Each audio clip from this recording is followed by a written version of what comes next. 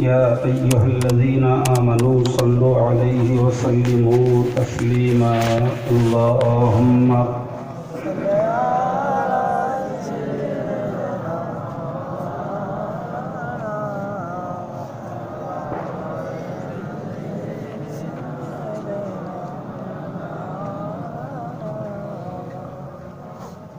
فقد قال الله تعالى في القرآن المجيد وفي الفرقان الحميد أعوذ بالله من الشيطان الرجيم وذكر فإن الذكرى تنفع المؤمنين وقال النبي صلى الله عليه وسلم السعيد من وعظ بغيره أو كما قال عليه الصلاة والسلام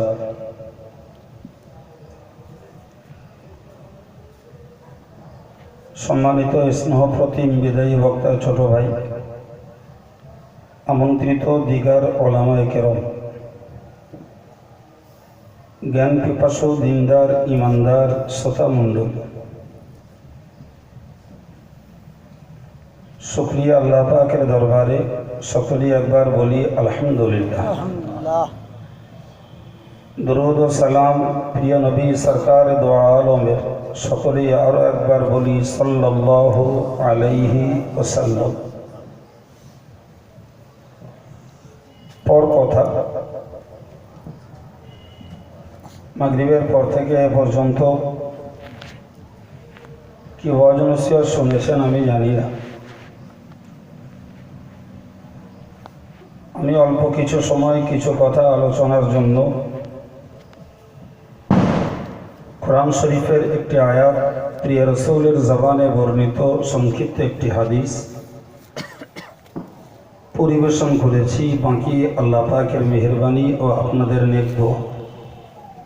আল্লাহ তৌফিক দিলে আয়াত এবং হাদিসকে সামনে রেখেই খুব সাদামাটাভাবেই কিছু কথা আলোচনা করার নিয়ত রাখছি।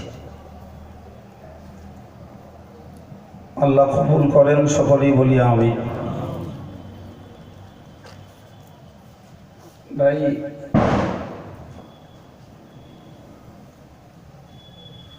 কোরআন শরীফের যে আয়াতটুকু আপনাদের কাছে তেলাওয়াত করেছি, আয়াতটিতে মহান আল্লাহ উল্লেখ করেছেন ওয়াযাক্কির ফাইন্না যিকরা তানফাউল মুমিনিন। নবী উপদেশ দাও, উপদেশ ইমানদারদের উপকারে আসবে।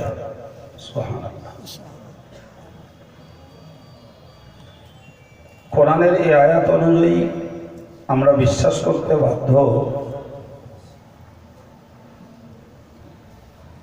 যে উপদেশমূলক বাণীগুলো সত্যকারের যারা ইমানদার তাদের জন্য কল্যাণের, মঙ্গলের, এটি কোরআন থেকেই আমরা বুঝতে বাধ্য। বরং বলা যায় প্রিয় নবী সাল্লাল্লাহু আলাইহি ওয়াসাল্লাম যখন মক্কা ভূমিতে ইসলাম প্রচার করতে শুরু করেছিলেন, তো তাদেরকে লক্ষ্য করে বলেছিলেন ইয়া আইয়ুহান নাস কুলু লা ইলাহা ইল্লাল্লাহ তুফলিহুন। কে কোন ধর্মের, কোন রঙের, কোন বংশের, কোন সমাজের, কোনো ডিভাইডেড না করে রাসূল এক কথায় বলেছিলেন হে মানুষের, মানুষের ভিতরে সর্বশ্রেণী, সর্বগুণ সম্পন্ন এবং সর্বদুষ্ট ব্যক্তি সবাই অন্তর্ভুক্ত। তো তাদেরকে লক্ষ্য করে বললেন তোমরা বলো আল্লাহ ছাড়া উপাস্য কেউ নেই, লাআল্লাকুম তুফলিহুন, আশা করা যায় তোমরা সফলতা লাভ করতে পারবে।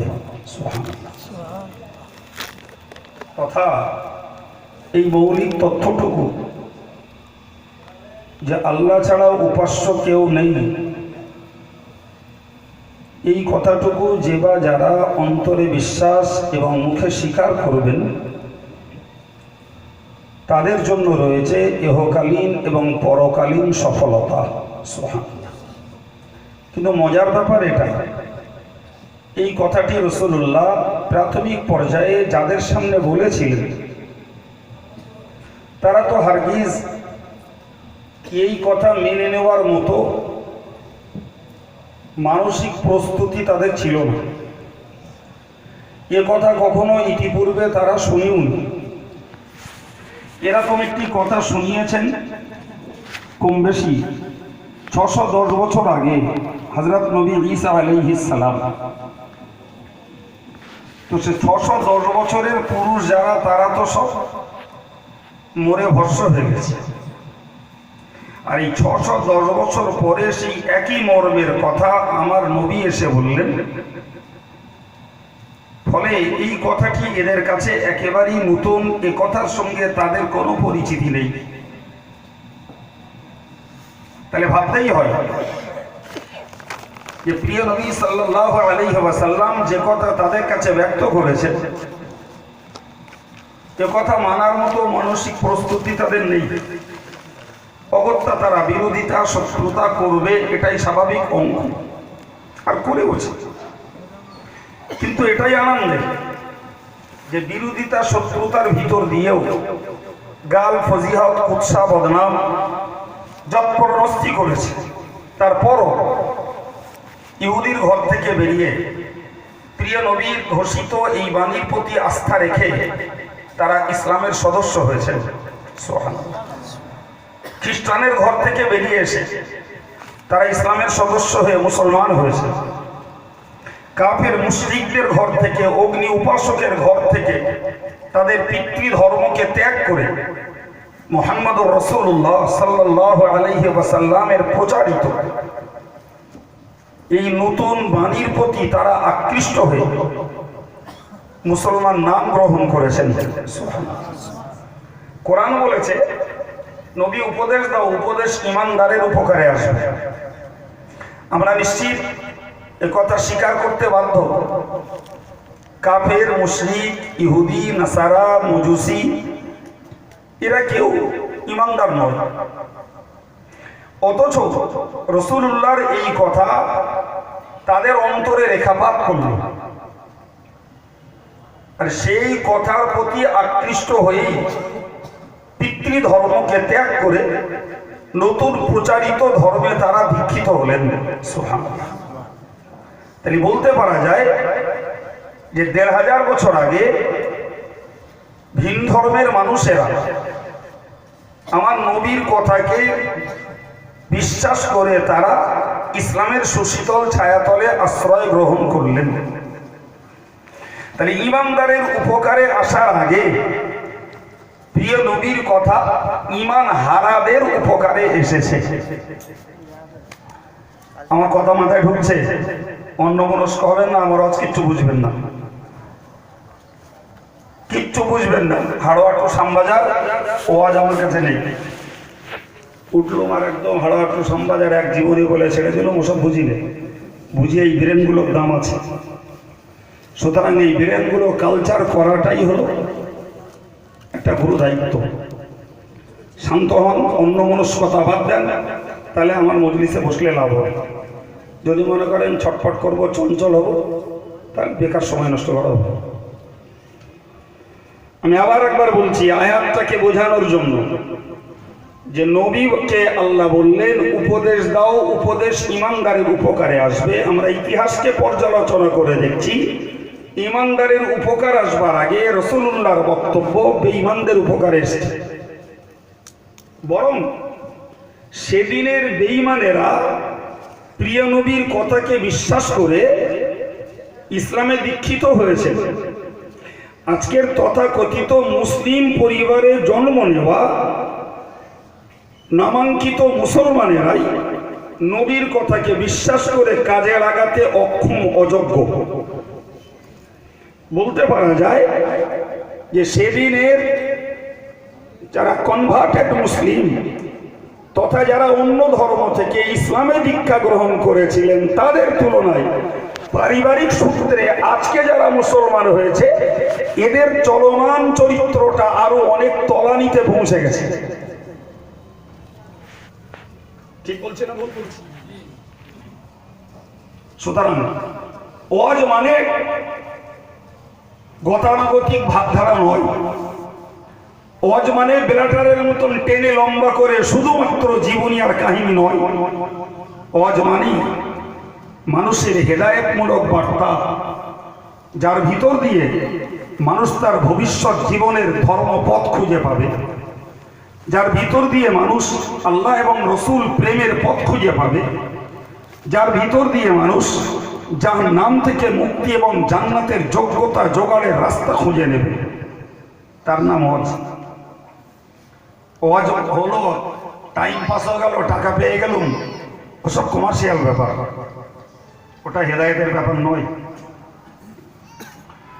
তো যদি মনে হয় যে সত্যি সত্যি সেদিনের কুফারে মক্কা, মুশরিকে মক্কা এদের তুলনায় মুসলিম পরিবারে জন্ম নেওয়া একটা বিরাট অংশ নারী আর পুরুষের ধর্মীয় জীবনযাত্রা তলানিতে পৌঁছেছে, সেই চারিত্রিক উন্নতি ঘটাবার চেষ্টা করলেই তবে তো ওয়াজ দিয়ে শুনে লাভ হবে। আর যদি মনে হয় যে কোরআন হাদিস ইজমা কিয়াস কি বলেছে, পিরানে তরিকাতরা কি আমল করেছেন, হাক্কানি ওলামা সমাজ কোন বার্তা আমাদেরকে দিয়েছেন, সেটাকে মূল্যায়ন করব না, আমার স্বার্থের এগেনস্টে চলে গেলে সেটা বিরোধিতা শত্রুতা করব, তাহলে হেদায়েতের জন্য অপেক্ষা করতে হবে আজরাইলের সাক্ষাৎ হওয়ার। আজরাইলের সাক্ষাৎ হলে হেদায়েত এমনি হয়ে যাবে, আর লাগবে না। তার আগে যদি হতে হয় কথাগুলো ভাবতে হবে। চলুন ফিরে। তো আমি আপনাকে বোঝাতে চেয়েছি যে কোরআন বলেছে উপদেশ ইমানদারের উপকারে আসবে। আমরা ইসলামের ইতিহাসটাকে পর্যালোচনা করে দেখছি, আলহামদুলিল্লাহ ইমানদারের উপকারে তো এসেছেই, তার পূর্বে ইমান হারাদেরও উপকারে এসেছে। প্রিয় নবী বলেছিলেন মক্কার মানুষদের দাবিতে, হে মুহাম্মদ তুমি বলছো লা ইলাহা ইল্লাল্লাহ বললে সফলতা লাভ হবে। জি, তো আমাদের ব্যর্থতা কি আর সফলতা কি?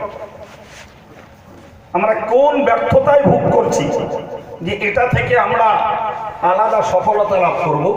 নবী একটা কথা শোনালেন, আল ইসলাম ইয়াহদিমু মা কানা ক্বাবলাহু, বললে শোনো ইসলাম এমন একটা ধর্ম তোমার বিগত জীবনের সমস্ত রকমের পাপ আবর্জনাগুলো সবই এই ইসলামের বিনিময়ে ধ্বংস হয়ে যাবে, মুছে যাবে, তোমার লাইফে কোনো কলঙ্কের কালি আর থাকবে না। আপনি বলুন, আপনি বলুন এই কথাটি রাসূলুল্লাহ তাদের কাছে শুনিয়ে দিলেন, ইসলাম কবুল করো, তোমার বিগত জীবনের যত ব্যর্থতা, যত কলঙ্কের কালি, তোমার বিগত জীবনের চারিত্রিক যত রকমের দোষ সবগুলো মুছে তুমি সাধু সজ্জন নির্মল মানুষ হয়েছে। ভাই ওই জায়গাটায় আমি যদি মূল্যায়ন করি, কারা এসেছে পরের বিবেচনা, তার আগের প্রশ্ন। তাহলে যারা অমুসলিম ছিলেন তাদের জন্য রসুল শুভ বার্তা দিলেন, ইসলাম কবুল করলে তোমাদের বিগত জীবনের সমস্ত পাপ রাশি মুছে যাবে। তাহলে তারা একটা সফলতা বুঝলো, যে সফলতা হলো পাপ মোচন হয়ে একটা নির্মল জীবন গঠন করা যাবে ইসলামের সুবাদে। ভাই তাহলে যারা প্রাথমিক পর্যায়ে ইসলাম গ্রহণ করেছে তারা তো ইসলাম সম্পর্কে কিছুই বুঝতো না। সত্যি সত্যি ইসলাম গ্রহণ করে তারা নাম্বার 1 মৌলিক সফলতা পেয়েছেন। প্রিয় নবী বলেছেন লান তামাসসান নারু মান রাআনি ওয়া আমানা বি। প্রিয় রাসূল বলেছেন যে জাহান্নামের আগুন তাদের স্পর্শ করবে না যারা আমাকে দেখলো এবং আমার প্রতি ঈমান আনলো। সুবহানাল্লাহ পালা করে করে বলছেন মনে হচ্ছে নাকি? সবাই একটু মিলেমিশে বললে ভালো হয়। জি, রাসূলুল্লাহ বললেন যারা আমাকে দেখলো এবং আমার প্রতি ঈমান আনলো তাদের নাম্বার 1 মৌলিক সফলতা, জাহান্নামের আগুন তাদের স্পর্শ করবে না। আপনি বলুন, আমরা যারা পারিবারিক সূত্রে মুসলমান আলহামদুলিল্লাহ, তারপরে ধর্ম আচরণ জীবনের যিনি যতটা পারছেন করছেন, নামাজ কালাম দাড়ি টুপি জিকির তাসবিহ শরীয়ত সঙ্গত কাজগুলো করা, অসঙ্গত কাজগুলোকে ত্যাগ করা, এ জাতীয় সাধনায় যারা রয়েছেন, আজও কারোর গ্যারান্টি নেই যে আমরা নিশ্চিত জাহান্নাম থেকে মুক্তি পাবো। আছে কারোর? যদি কারোর থাকে তাহলে তাকে নিয়ে আলাদা ভাবতে হয়। তবে হযরত ওমর বলেছেন, হাসরের ময়দানে যদি সকল মানুষকে আল্লাহ জান্নাত দেয় আর একজনকে যদি জাহান্নাম দেয়, তো আমার বড় ভয় হয় সেই একজন আমি ওমর হব কিনা। এটার নাম খৌফে ইলাহি, আল্লাহর ভয়। পরক্ষণেই ধাতস্থ হয়ে বলেছেন, যদি কিয়ামতের দিনে আল্লাহ সকল মানুষকে জাহান্নামে দেন আর একজনকে যদি জান্নাতে দেন, তো আমি ওমর আশাবাদী সেই জান্নাতি আমি হয়ে যাব। এর নাম হলো রাজা। কিতাবওয়ালা লিখেছেন, আল ঈমানু বাইনার রাজাই ওয়াল খাউফ। কিতাবওয়ালা লিখেছেন, প্রকৃত ঈমান হলো একদিকে আল্লাহর রহমতের আশা আর একদিকে আল্লাহর আযাবের ভয়। এই দুটির সমন্বয় যে মানুষটার ভিতরে ঘটবে সেই লোকটাই প্রকৃত ঈমানদার। নামাজ কালাম জিকির ফিকির তাসবিহ তাহলিল হুজুরগিরি মৌলভীগিরি মুফতিগিরি পীরগিরি মুরিদগিরি এসব কিছু করার পরেও নিশ্চিত হওয়া যাবে না যে আমি 100% জান্নাতি। বরং এসবগুলো করার পরেও ভয়টা সর্বনা থাকতে হবে যে আল্লাহ যদি বিচার করেন সবগুলো ব্যর্থ করে আমাকে পর্যদস্ত করে দিতে পারেন। এই ভয় আর আশা দুইয়ের মাঝখানে হলো ঈমান। সুতরাং নেকির কাজ করে কেউ নির্ভীক হলে ভুল করবে, আর পাপের কাজ হয়ে পড়লে কেউ নিরাশ হলেও ভুল করবে। বরং নেকির কাজ করে আল্লাহর আযাবের ভয়টাও রাখা দরকার। খোদা না করুন যদি পাপের কাজ হয়ে পড়ে, এরপরও আল্লাহ পাকের রহমতের আশাবাদী হওয়া দরকার। এরকম কি নয় বাবু যে আমরা যা কামাই করছি ধর্মের নামে জান্নাত অনিবার্য? জি, ওসব ফজিলত, জি ফজিলতের জায়গায়, কিন্তু পাওয়ার যোগ্য আমরা কিনা সেটা অনেক বিবেচ্য বিষয়। তা যদি না হতো, রাসূলুল্লাহ নিজে বলেছেন, আল্লাহি লা আদরি আল্লাহি লা আদরি আল্লাহি লা আদরি মা ইয়াফআলু বি ওয়া বিকুম। প্রিয় নবী বলেছেন, খোদার কসম আমি জানি না, খোদার কসম আমি জানি না, খোদার কসম আমি জানি না কিয়ামতের ময়দানে আল্লাহ আমার সঙ্গে কি ব্যবহার করবে আর তোমাদের সঙ্গে কি ব্যবহার করবে। অথচ আমরা জানি যে হাদিস শরীফে স্পষ্ট এসেছে, আউয়ালু মান ইয়াদখুলুনিল জান্নাতা হুয়া আনা। রাসূলুল্লাহ বলেছেন, হাসরের মহাময়দানে সর্বপ্রথম জান্নাতে যাব আমি। যে নবী নিজে বলছেন আমি সর্বপ্রথম জান্নাতে যাব, আমার পূর্বে কারো জন্য জান্নাতের দরজা খোলা হবে না, সেই নবী আবার বলছেন, খোদার কসম আমি জানি না কিয়ামতের দিনে আল্লাহ আমার সঙ্গে আর তোমাদের সঙ্গে কি ব্যবহার করবে। কথা বোঝা যাচ্ছে কি ভাই? আগে যেটা রাসূল বলেছেন যে আমি সর্বপ্রথম জান্নাতে যাব, এটি তার মৌলিক মর্যাদা, কিন্তু পরে যেটা বলেছেন আমি জানি না, এটি হলো আল্লাহ পাকের চূড়ান্ত ভয়। রাসূলুল্লাহর ভিতরে যদি ভয় কাজ করে, তাহলে নগণ্য থেকে নগণ্য উম্মতের তো ভয়টা আরো ভয়ঙ্কর হওয়া দরকার।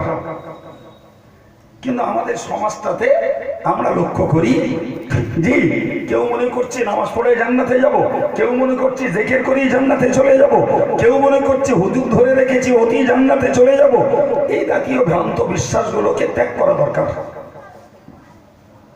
জি ফিরে চলুন। আমি যে কথা বোঝাতে যেয়ে আপনাকে এই কথাগুলো অতিরিক্ত করে বোঝালাম।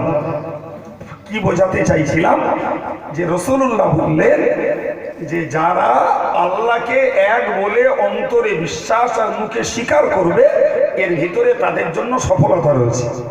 মনে পড়ছে কথা বলেছি? সফলতাটা কি? তোমার বিগত জীবনের পাপগুলো মোচন হয়ে যাবে। জি, এবং তাদের মৌলিক সফলতার কথা বললাম যে রাসূল বলেছেন যারা আমায় দেখলো এবং আমার প্রতি ঈমান আনলো তাদেরকে জাহান্নামের আগুন স্পর্শ করবে না। এতটা সৌভাগ্যবান প্রিয় রাসূলের সাহাবীরা। আমরা পারিবারিকভাবে মুসলমান হলেও এই সৌভাগ্যের হকদার হতে পেরেছি বাবা? জোরে বলুন না। বরং আমাদের আশাও রাখতে হবে, ভয়টাও করতে হবে। জি ফিরে চলুন। তো আমি আপনাকে কি বোঝালাম? সাহাবাদের ইসলাম কবুল করার সফলতা। আপনি বলুন। আমরা পারিবারিকভাবে মুসলমান, জি পঙ্কিলতার জগতে আমাদের চলাচল, ব্যবসা বাণিজ্য, রাজনীতি, অর্থনীতি, সমাজনীতি, পারিবারিক নীতি, সংসার নীতি, সব মানুষ জড়িয়ে। যে আমিও তার মধ্যে একজন। আপনি আলাদা নন আর আমি আলাদা নই। হয়তো আমার এক বিন্দু জ্ঞান রয়েছে তাই আমার উপরে তুলে দিয়ে নিচে বসে আপনারা শুনছেন, না হলে আপনারাও যেমন আসামি আমিও তেমন আসামি। কথা ঠিক না ভুল? একদম 100% ঠিক। জি আমি হুজুর মানে গিয়ে বাড়ি যাবো, আমার আর করতে হবে না, এরকম অথরিটি তো ইসলাম দেয়নি। দিয়েছে বরং যা গাইবো এই লোকে যা করবে তার থেকে বেশি আমার করার গুরু ভার আমার উপরে, তা না হলে আমি আরো টাইট খাবো ভাই। তো আমি আপনাকে কি বলি এবার বুঝুন। তাহলে আমরা পঙ্কিলতার জগতের সঙ্গে যখন যুক্ত, প্রিয় নবী বলেছেন কোন মানুষ পৃথিবীতে বিচরণ করবে আর পাপ তার স্পর্শ করবে না, এটা হতে পারে না। বরং পানিতে নামলে, রাসূলুল্লাহর কথা বলছি, পানিতে নামলে পা ভেজা যেমন অবশ্যম্ভাবী, পৃথিবীতে বিচরণ করলে গোনার সঙ্গে জড়িয়ে পড়াটাই অবশ্যম্ভাবী। জি তো আমরা ধরে নেন কম আর বেশি গোনার সঙ্গে বিজড়িত সমাজ জীবনে চলাচল করছে। এখন ধরুন একটা মানুষ একদম আষ্টে পৃষ্ঠে চতুর্মুখী গোনায় জর্জরিত। প্রিয় নবী বললেন আত্তাইবু আনিয যামবি কামান লা যামবা লাহু। হুজুর বলেছেন যদি কেউ গোনা থেকে অনুতপ্ত হয়, অনুশোচনা করে, তওবা যদি করে, তো আগামী দিনে ওই পাপে আবার জড়িয়ে না পড়ে, তো আল্লাহ পাক তাকে এমন নিষ্পাপ বানিয়ে দেবেন যেন মানুষটা জীবনে কোনো গোনা করেনি। এবার হাদিসটাকে মূল্যায়ন করুন। তাহলে যারা ঈমান হারা থেকে ঈমান ওয়ালা হয়েছেন তাদের জন্য অফার দিলেন, তো তোমার বিগত জীবনের পাপগুলো সব মোচন হয়ে যাবে। আর ঈমান ওয়ালা যারা পাপ করে বসেছেন এদেরকে বললেন তোমরা যদি খাঁটি দিলে তওবা করে আগামী জীবনটাকে যদি পাপ থেকে প্রতিরোধ করতে পারো তাহলে তোমার বিগত জীবনের গুনাহ ক্ষমা হয়ে যাবে। ভাই তাহলে সফলতার দিক দিয়ে যারা নতুন মুসলমান তাদের মর্যাদা আর পুরাতন মুসলমান পাপ মোচনের মর্যাদা দুটোই তো সমপর্যায়। আমার কথা মাথায় গেছে না যায় তা আরেকবার বলছি। যারা নতুন মুসলমান হয়েছে, কলেমা পড়েছে, তো আমি তো আগেই হাদিস শুনিয়েছি যে তাদের বিগত জীবনের পাপগুলো সব মুছে যাবে। আর আমরা পূর্ণ মুসলমান, জি আমাদের কলেমা পড়ার প্রয়োজন নেই, কলেমা পড়ে রেখেছি, কিন্তু চলাচলের জীবনে পাপ জড়িয়ে ফেলেছি। তো রাসূলুল্লাহ বললেন যে তোমরা যদি পাপ থেকে সত্যকারের তওবা করতে পারো, ভবিষ্যৎ জীবনে ওই পাপ আর না করো, তাহলে তোমাদেরও এমন নিষ্পাপ বানানো হবে যেন তুমি কোনো গুনাহ করোনি। তাহলে যারা অমুসলিম থেকে মুসলমান হয়েছে, ইসলাম কবুল করে তারা যেমন নিষ্পাপ, আর খাঁটি দিলে তওবা করলে আগামী দিনে সেই পাপে আর না জড়ালে সেও তেমন নিষ্পাপ। এবার একটু বলবেন, বিদায় হজে রাসূলুল্লাহ যখন আরাফাতের ময়দানে বক্তব্য রাখছিলেন, মৌলানা আবুল কালাম আজাদের লেখনী অনুযায়ী সেদিন রাসূলুল্লাহ সম্মুখে উপস্থিত সাহাবা ছিলেন 1,26,000।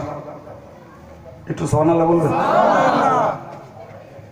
1,26,000 সেদিন রসুলে পাকের সম্মুখে তার জীবন দেওয়া ভক্তরা দাঁড়িয়ে রাসূলুল্লাহ জাবালুর রহমত পাহাড়ে চড়ে তিনি বক্তব্য দিলেন। ভাই, এই যে 1,26,000 মানুষ কনভার্ট টু ইসলাম, যারা ইসলামের প্রতি আকৃষ্ট হয়েছে, আলহামদুলিল্লাহ, তারা তাদের বিগত জীবনের পাপগুলো মোচনের যোগ্য হয়েছেন। কথা বোঝা যায়নি? আজকে আর 1400 বছর পিছিয়ে এসে আমরা আমাদের সমাজটাকে একটু ভেবে নিই।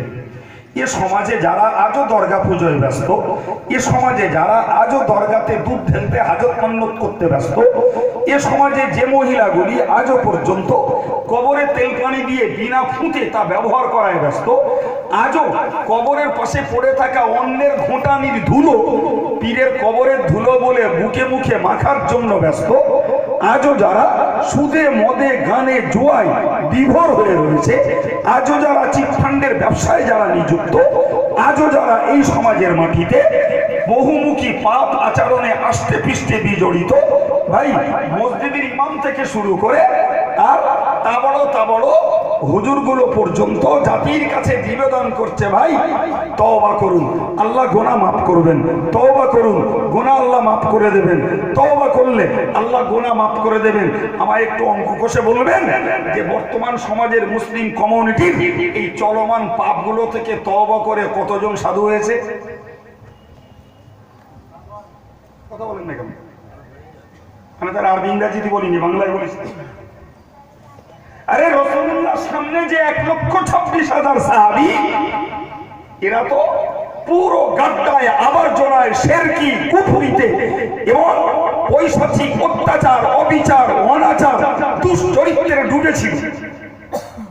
ছিল না জি। কালকে আমাকে বলবেন না আবার যে কাজী সাহেব বলে গেছে সাহাবীরা সব এরকম ছিল। তার কাটার তো অভাব নেই, তার কাটা বহুত আছে। যে এই যে 1.5 লক্ষের কাছাকাছি সাহাবী যারা দুশ্চরিত্রের আবর্তে ঘুরছিল, আলহামদুলিল্লাহ, তারাই তো ইসলাম কবুল করে সাধু হয়েছে ওই রসুলের কথা শুনে। তাহলে আমরা মুসলমান পারিবারিক সূত্রে পৈতৃক সূত্রে ইসলাম আমাদের ধর্ম, তো সেই ধরনের মানুষে পাপ করে ফেলেছে। নবী আমাদের অফার দিলেন, তোমরা তওবা করো, পাপগুলো মুছে যাবে। কই এরকম লোক 10টা খোঁজ আনেন দিন। সমাজে যে পরিমাণ অজনসিহত আর যে পরিমাণ ধর্মীয় প্রচার প্রসার, তার তুলনায় মুসলিম সমাজের চরিত্রটা অবনত থেকে উন্নত করার মানসিকতার মানুষ কত পারছেন বাবা? কোনকে মিলবে না। জলসার পর জলসা হচ্ছে মসজিদে, মাদ্রাসায়, পাড়ায়, জি। এছাড়া ওকেশনালি কখনো মহরমে, কখনো শবে বরাতে, কখনো দেখা গেল মেয়ারাজে, কত রকমের সভার আনাগোনা, তার ইয়াত্তা নেই। কিন্তু মূল্যায়ন করার লোক নেই যে হাজার হাজার টাকা খরচা করে জলসা, হাজার হাজার টাকা চুক্তি করা বক্তা, হাজার হাজার টাকা চুক্তিহীন বক্তা, এদের পিছনে যে জনগণের পয়সা স্রোতের মতন ঢেলছি, তার বাস্তব মূল্যায়নটা কোথায়?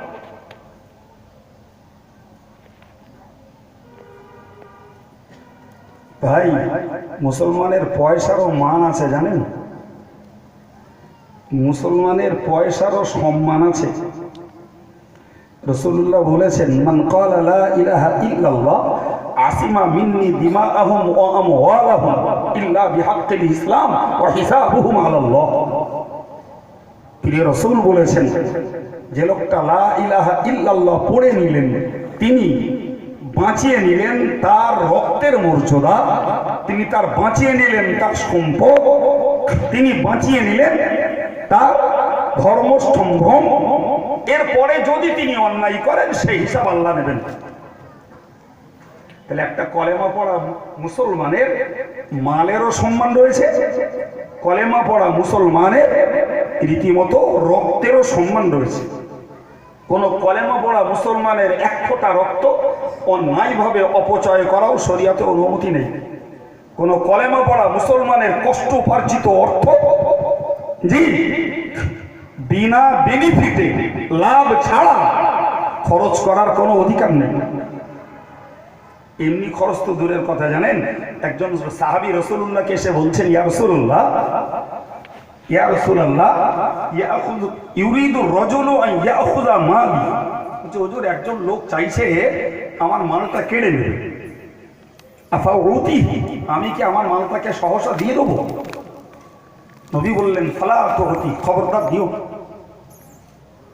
তো সাহাবী আবার বললেন ফাইন কাতালানি, বললে হুজুর আপনি তো মানা করছেন, ওই লোকটা যদি আমার সঙ্গে ধস্তাধস্তি কুস্তাকুস্তি যদি করে? রাসূল বললেন কাতিলহু, তুমি তোমার সম্পদ অর্থকে রক্ষা করার জন্য তার সঙ্গে ধস্তাধস্তি কুস্তাকুস্তি করো। সাহাবী অবাক হয়ে গেলেন, দিয়ে বললেন ফাইন কাতালানি, বললে হুজুর সেই লোকটা যদি আমার থেকেও শক্তিশালী হয়, আমার থেকে যদি শক্তিশালী হয়, লোকটা যদি আমায় মেরে দেয়? প্রিয় নবী বললেন ফাহুয়া ফিন নার, ওই লোকটা জাহান্নামে চলে যাবে। যদি তোমায় প্রথমত বললেন যে আনতা ফিল জান্নাত, তুমি জান্নাতে চলে যাবে। লোকটি আবার ঘুরিয়ে বলল ইন কাতালতুহু, যদি লোকটাকে আমি মারতে পারি, নবী বললেন ফাহুয়া ফিন নার, ওই লোকটা জাহান্নামে চলে যাবে। হ্যাঁ গো, তাহলে কেউ যদি কেড়ে নিতে চায় তাহলে সেইটাকেও দেওয়া যাবে না, বরং নিজের সম্পদ রক্ষা করতে জান গেলেও জান্নাতের সুবার্তা রয়েছে। সুবহানাল্লাহ। আর যদি আমি তাকে পর্যদস্ত করতে পারি, লেটেস্ট তার যদি চূড়ান্ত ব্যবস্থা হয়ে যায়, মরেও যায়, লোকটা জান্নাতে যাবে। ভাই এই যদি হয় মুসলমানের মালের মান আর সম্মান, তাহলে আমার অর্থ, আমার সম্পদ, আমার কষ্ট উপার্জিত সম্পদ যেখানে ইচ্ছা সেখানে খরচ করে দেবো, আল্লাহকে জবাব দিতে হবে না? বলেন না কেন? জি মনে হচ্ছে টাকা আমার আছে, অনেক ঢেলে দাও, যত লাগে যত চাই তত ঢেলো, ঢেললি জান্নাতের দরজা খোলা। জি এই ভ্রান্ত বিশ্বাস প্রচুর মুসলমানের মাথা থেকে আজও যায়নি, যে কারণে শরীয়ত বিরোধী কাজে যেমন এদের পয়সা অপচয় হয়, শরীয়তের গেটার সামনে রেখে তেমন অপচয় হয়। সতর্ক হন, ধর্ম শুধু নামাজ দাড়ি টুপির নাম নয়, ধর্ম শুধু নামাজ দাড়ি টুপির নাম নয়। ইসলাম is the full code of life of humanity. ইসলাম মানবের পূর্ণ জীবন ব্যবস্থা। পায়খানা করতে হবে কি করে সেটাও ইসলাম শিখিয়েছে, তাহাজ্জুদ কি করে পড়তে হবে ওটাও ইসলাম শিখিয়েছে, জিহাদ কি করে করতে হবে ওটাও ইসলাম শিখিয়েছে, রাজনীতি কি করে করতে হবে ওটাও ইসলাম শিখিয়েছে। জি সুতরাং নিম্ন স্তর থেকে শুরু করে উচ্চ স্তর পর্যন্ত মানব জীবনের প্রয়োজনীয় বিন্দু বিসর্গ বিষয়টাও আল্লাহ শুকর, আল্লাহ পাক বাদ দিয়ে তার ধর্ম দেননি। চলুন ফিরে, আমি যে কথা বলতে যে এই কথাগুলো বলতে চাইলাম, আবার ফিরে যাচ্ছে। আমি বোঝাতে চেয়েছি আপনাদেরকে যে প্রিয় রাসূলের কাছে অমুসলিমরা ইসলাম কবুল করে তাদের বিগত পাপগুলোকে মোচন করেছে, ভাগ্যবান হয়েছেন। আমাদের জন্য নবী অফার দিলেন যে তোমরা যদি পাপে জড়িয়ে পড়ো আর পাপ থেকে যদি তওবা করতে পারো, তাহলে তোমাদেরকেও নিষ্পাপ হিসাবে গণ্য করে নেওয়া হবে। বরং ইল্লা মান তাবা ওয়া আমানা ওয়া আমিলা আমালান সালিহান ফাউলাইকা ইউবাদদিলুল্লাহু সাইয়্যাতিহিম হাসানাত। সুবহানাল্লাহ। আমার আল্লাহ পাক বললেন যারা বিগত জীবনের পাপগুলোর জন্য তওবা করবেন, বিগত জীবনের পাপগুলো খাঁটি দিলে ইস্তেকামাতের সঙ্গে তওবা করে নেবেন, তাদের বিগত পাপগুলো তো মোচন হবে, বরং পাপের সমপরিমাণ নেকি আল্লাহ পাক ওই বান্দাকে দান করবেন। আরেকবার বলুন সুবহানাল্লাহ। এ উদার মালিক গোটা পৃথিবীর কেউ না বা, এ উদার মালিক একমাত্র আমার আল্লাহ। বান্দা তুই পাপ করে ফেলেছিস, খাঁটি দিলে তওবা কর, ওটা তো ক্ষমা হবে, বরং ওই পিরিয়ডের পাপের সমপরিমাণ নেকি তোকে দেওয়া হবে। এরপরেও যদি মুসলিম কমিউনিটির একটা বিরাট পার্সেন্টেজ নারী আর পুরুষ তারা যদি পাপের জীবনে বিজড়িত হয়েই চলে, জি হুজুর সাহেব, মুফতি সাহেব, মওলানা সাহেব, ইমাম সাহেব এদের ওয়াজ-নসিহত, কোরআন, হাদিস, ইজমা, কিয়াস, পীর ওলিদের আখলাক আমলের সমধুর জীবন কাহিনী তাদের কাছে যদি একটিও বাস্তবে কার্যকর না হয়, তাহলে আমাদের শ্রম, আমাদের সময়, আমাদের সেই সাথে অর্থ সবকিছু বেকারে পর্যবসিত হচ্ছে একজনের কাছে। চলুন আর একটু এগিয়ে যাই। তো আমি আপনাকে কি বুঝিয়েছি, একদম গোড়ায় বলেছিলাম ওয়াযাক্কির ফাইন্নায যিকরা তানফাউল মুমিনিন, ওগো নবী উপদেশ দাও, উপদেশ ঈমানদারদের উপকারে। আর আমরা যেটা বাস্তবে দেখছি ভাই, সত্যি সত্যি সকল ঈমানের দাবিদারদের জন্য ওয়াজ নসিহত উপকারে আসছে না। আচ্ছা, সকল ঈমানের দাবিদারদের জন্য ওয়াজ নসিহত উপকারে আসতো বাবা, তাহলে আমার মনে হয় জি আজও পীরের দরবারগুলোতে, মানে কবরগুলোতে, দরগাগুলিতে মুসলমানরা যে লুটোপুটি খেত না, তাই সে হাড়োয়ায় যান আর ভাঙড়ে যান আর ক্যানিংয়ে যান আর ঘটিয়ারি যান, জি আর দেশের অন্য কোনো পীরলির মাজারে যান, গিয়ে দেখুন প্রচুর মুসলমান সেখানে ঘটা কাটছে। জি, যে পীরলিগুলো পৃথিবীতে এসেছিলেন মানুষকে বেহেদায়েত থেকে হেদায়েতের পথে ডাকতে, জি বেদাত থেকে সুন্নতের পথে ফিরিয়ে আনতে, আর এই করে তাদের জীবনের রক্ত পানি করে যেই তারা কবরে গেছেন, আর অন্ধগুলো জি পীরগুলোর ভক্তি করতে যে মসজিদ ছেড়ে মাজারে যে ঘোটা গেছে। ভুল বলেছি? পীরগুলো দেশের অজ্ঞ মানুষদেরকে মসজিদ মুখ করেছেন, আর অতি ভক্তির চোটে মসজিদ ছেড়ে মাজার মুখ হচ্ছে। কি মনে হচ্ছে কম্পিউটারের যুগে খুব লেখাপড়া শিখে ফেলেছিল? বলেন হ্যাঁ, আপনি কোথায় যাবেন? বোম্বের বড় বড় মাজারগুলোতে যেয়ে দেখুন দিনে কি সর্বনাশ হচ্ছে। হাজী আলী মাজারে যাবেন, মালাঙ্গের মাজারে যাবেন, কোথায় যাবেন? দিল্লিতে যাবেন নিজামুদ্দিন আউলিয়ার মাজারে, কুতুবউদ্দিন বখতিয়ারি কাকির মাজারে, কোথায় যাবেন? সত্যকারের যদি এদের সঠিক সেন্স তৈরি হতো, তাহলে এরা মসজিদ বাদ দিয়ে মাজারে যেয়ে মাথা ঠুকতো। কথা বলেন না কেন? কোন পীর পৃথিবীতে এসে কি মাজারে মাথা ঢোকার কথা বলেছে? এরা কোথাতে পেল? আর এমন পাওয়া পেয়েছে নিজের ইমানটাই সর্বনাশ হচ্ছে। জি, তাহলে এত অনসিয়তের পরে এদের ভিতরে যদি একটা রেনেসাঁস, একটা জাগরণ যদি তৈরি হতো, তাহলে এরা ভাবতো যে মাজারে নিশ্চয়ই যাবো, জিয়ারতের জন্য যাব, সবরেসানির জন্য যাব, মাজারওয়ালার কাছে চাইতে কেন যাব, মাজারওয়ালার কাছে আমি কেন মাথা ঠুকতে যাব? জি, তিনি মাথা ঠুকে গেছেন আল্লাহর কাছে, তিনি ভিখারি করে গেছেন আল্লাহর কাছে, আর আমি এত বড় নির্বোধ তার কাছে গিয়ে মাথা ঠুকছি। এত অনসিয়তের পরে মানুষের এই গতি ধারা তো পাল্টায়নি বাবা। আসল সর্বনাশ অন্য জায়গায় হয়েছে। সেটা কি? শুনুন, কোরআন বলেছে যে ঈমানদারদের অনসিয়ত উপকারে আসবে, তাই বলেছেন। কারণ আমরা তো আসলে এই ঈমান পাওয়া লোক, কি বলেছি গো, আমার এই ভাষাটাই মুখস্থ করুন, অন্য কিছু জুড়লি ব্যাখ্যা আলাদা হবে। আমরা ঈমান, সাহাবায়ে কেরামেরা ঈমান আনা লোক।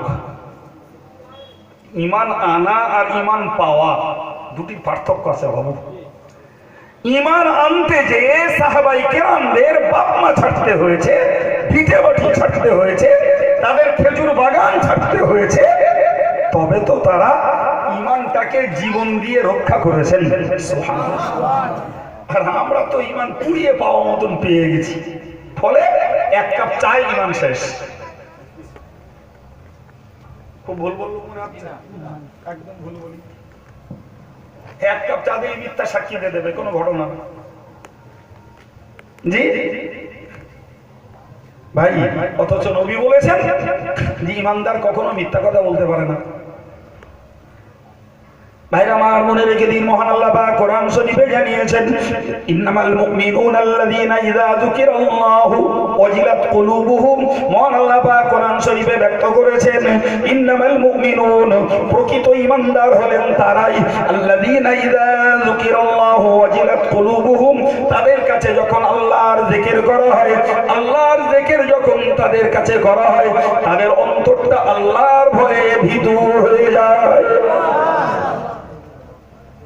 এখন বেয়াদবি ক্ষমা করুন, আমি যদি মনে করুন জিকিরের মজলিস যদি হয়, জিকির যদি করায়, গর্জে উঠে প্রাণ ভরে আমরা জিকির করব বটে, কিন্তু জিকিরের পরে যদি মনে হয় যে এবারে এশার জমাত হবে, তারপরে অন্য মাওলানা উঠবে, ভাই জিকির করার সময় গেজা ছুটে যাবে, জমাতের সময় 1/3 লোক পাওয়া যাবে, বাকি সব আউট। ঠিক বলছি? জিকির করে খোদার ভয় এসছে মনে হচ্ছে? আসি, ও শুধু ফর্মালিটি রক্ষা হয়েছে, শুধু ফর্মালিটি রক্ষা হয়েছে। জি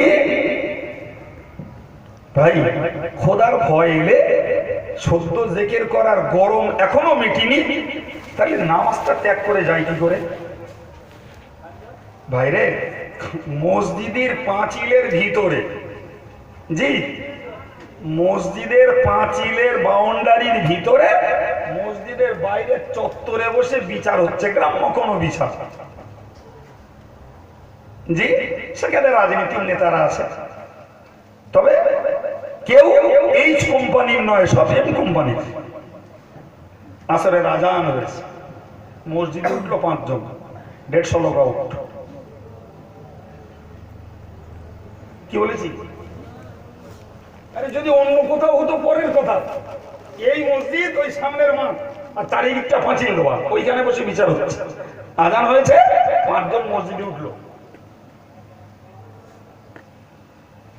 কি বুঝলেন?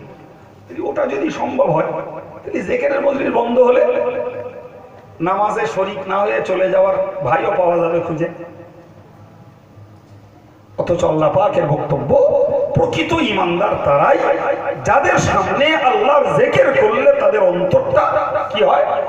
আল্লাহর ভয়ে ভীত হয়ে যায়। এটা ঈমানদারের গুণাগুণ, এটা ঈমানদারের ডেফিনেশন, ঈমানদারের সংজ্ঞা। ব্যাখ্যা দেওয়ার যোগ্যতাও নেই, সময়ও নেই। ওয়াইদা তুলিয়াত আলাইহিম আয়াতুহু যাদাতুহুম ঈমানা, যারা প্রকৃত ঈমানদার, এদের কাছে যখন কোরআনের আয়াতগুলো পড়ে শুনিয়ে দেওয়া হয়, তাদের ঈমানটা আরো মজবুত হয়ে যায়, তাদের ঈমানের ফলাফলটা আরো উজ্জ্বল হয়ে যায়। জোরে বলো, ব্যাপারটা কি? একটু ব্যাখ্যা দিলে সবাই বুঝে যাবে। ভাই, আপনারা শুনে আছেন যে কোরআন 23 বছর ধরে নাজিল হয়েছিল, শোনেননি? জি হ্যাঁ, কিন্তু অ্যাকচুয়াল হিসাব হলো 3 বছরে কোরআনের 5টা আয়াত নাজিল হয়েছে। কটা বললাম? আর বাকি আয়াতগুলো 20 বছর। তো যেহেতু স্টার্টটা হয়েছে 3 বছর আগে, ওইটা ধরে 23 বলা হয়। কথাটা বোঝাতে পেরেছি? অ্যাকচুয়াল 3 বছরে আয়াত নাজিল হয়েছে মাত্র 5টা, আর বাকি আয়াতগুলো 20 বছর। যেহেতু স্টার্টটা হয়েছে 3 বছর আগে, ফলে যোগ করে বলা হয় 23 বছর ধরে কোরআন নাজিল হয়েছে। 23 বছর ধরে যখন কোরআন নাজিল হয়েছে, জি, তো ঈমানের মৌলিক বুনিয়াদ ছিল আল্লাহর একত্ববাদের বিশ্বাসের উপর। আলহামদুলিল্লাহ। তো যারা ঈমান এনেছেন, এরপরে নামাজের হুকুম এসেছে, শুনছেন? এরপরে যাকাতের হুকুম এসেছে, এরপরে রোজার হুকুম এসেছে, কিংবা এরপরে মদ হারামের ঘোষণা এসেছে, এরপরে সুদ হারামের ঘোষণা এসেছে। ওই জন্যই আল্লাহ বলেছেন যে যারা প্রকৃত ঈমানদার, তাদের কাছে আয়াতগুলো পড়লে পরে ইমানটা তাদের আরো মজবুত হয়ে যায়। তার মানে আয়াতে যে হুকুম আসে সেটা করণীয় হলে সত্য তারা করিয়ে দেখিয়ে দেয়, যদি বর্জনীয় হয় সেটা তৎক্ষণাৎ তারা তাদের বিগত জীবন ইতিহাস থেকে ত্যাগ করে দেয়। একবার জোরে বলুন সুবহানাল্লাহ। এটাই প্রকৃত ইমানদারিত্ব।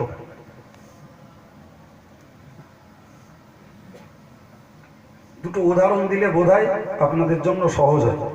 আচ্ছা, আমার শুনতে আপনাদের কষ্ট হচ্ছে? একটা উদাহরণ বুঝুন। 11 বছর ব্যাপী নবী পাক প্রচার করেছেন, ইয়া আইয়ুহান নাস কুলু লা ইলাহা ইল্লাল্লাহ। কত বছর বললাম? Door to door, man to man, individually প্রচার করে করে বেরিয়েছেন। জি, এর জন্য তিরস্কার, বিদ্রুপ, মারধর, ঠাট্টা, শত্রুতা যা হয়েছে অম্লান বদনে রাসূলুল্লাহ হজম করেছে। জি, 11 বছর এক টানা শুধু একই কথা বলে গেছে। 11 বছর পরে আল্লাহ তাকে নিমন্ত্রণ করে মেয়ারাজে নিয়ে গেলেন। ফিরে এসে বললেন, আল্লাহ হুকুম দিয়েছেন আকিমুস সালাহ, তোমরা নামাজ কায়েম করো। জি, আরো অফার, খমসুন হিয়া খমসুন, 5 বার নামাজ পড়ো, 50 বারের সওয়াব পাবে। একদম মাপা কথা। ভাই আল্লাহ শুকরিয়া, 11 বছর ব্যাপী যে মানুষগুলো শুধু মৌলিক প্রত্যয়, আল্লাহর একত্ববাদের বিশ্বাস, এর উপরে দাঁড়িয়েছিলেন, যে মুহূর্তে নামাজের হুকুম এলো সাহাবায়ে কেরামেরা একদম আন্তরিকতার সঙ্গে সকলেই নামাজ পড়তে শুরু করলেন। এটাই হলো যে ইমানদারদের কাছে আয়াত পড়লে ইমান তাদের বেড়ে যায়। দ্যাট মিন্স ইমানদারদের কাছে আয়াত এলি সেটা করণীয় হলে কাজে লাগায়। সুবহানাল্লাহ বলবেন না? আচ্ছা বলুন দিন, আমাদের মসজিদের ইমাম আর মক্তবের হাফেজ সাহেব আর হুজুর সাহেব থেকে শুরু করে এই মঞ্চের সেঙ্গাড়ে সেঙ্গাড়ে বক্তা, জি, কারোর দাম 10,000, 15,000, 20,000, আবার কেউ বেদামি, সব রকমের বক্তারা গাইছে বাবা নামাজ পড়ো, নামাজ পড়ো, নামাজ পড়ো। আচ্ছা, মুসলমানরা 100% নামাজ পড়েছে বলে মনে হয়? আল্লাহু আকবার। আপনার কিরকম মনে হচ্ছে ভাই যে হুজুর তুমি টাকা লও আর আমরা পড়ে বকবো, যা পারো তুমি একলা বকো, এটা মনে হচ্ছে নাকি? একটু বলেন, 100% মুসলমান নামাজ পড়ছে কেন? গা কেন? আল্লাহ যে বললেন ইমানদারের কাছে আয়াত পড়লে ইমান তাদের মজবুত হয়, তার মানে করণীয়টা তারে কাজে লাগায়।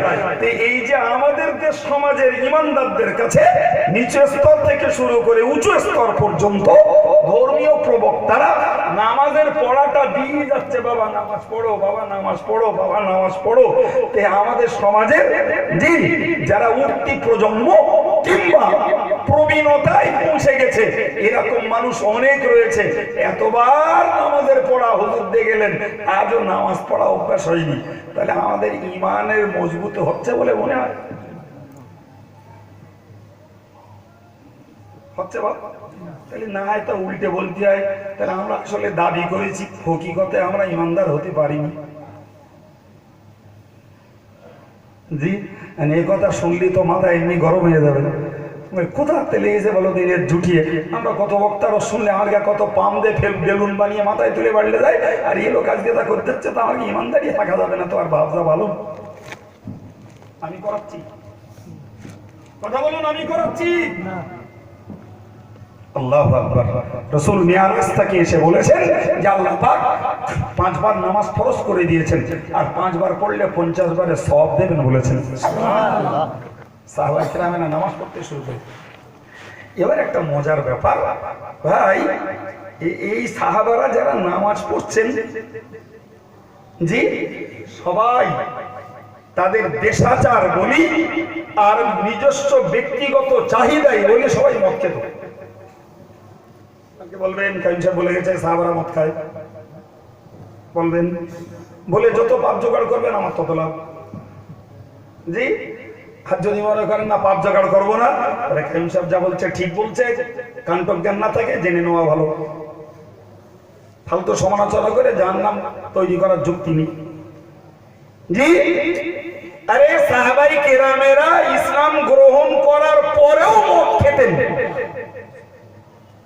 বুখারী শরীফের হাদিসে এসেছে ইত্তাখাযুল খামার মিনাত তামারি ওয়াল হিনতাতি ওয়াশ শাঈরি ওয়াল মিলি ওয়াল আসালি ওয়াল ইনাব ও কামা ক্বালা আলাইহিস সালাম। মদ তৈরি হতো গম দ্বারা, মদ তৈরি হতো জব দিয়ে, মদ তৈরি হতো খোরমা ভিজানো পানি দিয়ে, মদ তৈরি হতো মধু দিয়ে, মদ তৈরি হতো আঙ্গুরের রস দিয়ে।